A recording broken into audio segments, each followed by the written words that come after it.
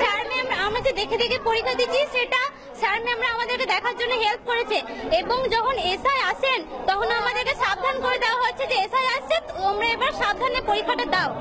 কিন্তু আমাদেরকে মোট কথা এই কলেজে সবাই হেল্প করেছে স্যার ম্যামরা, আমরা দেখে দেখে ভালোভাবে পরীক্ষা দিয়েছি।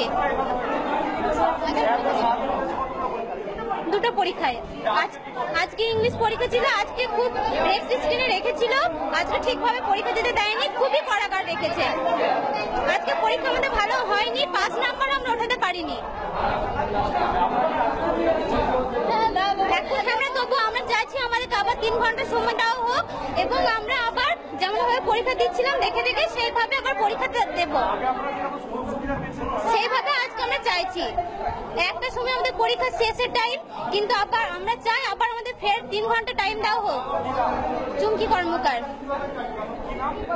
কর্মকার, বীরভূম ডিএলএড কলেজ, চন্দ্রপুর।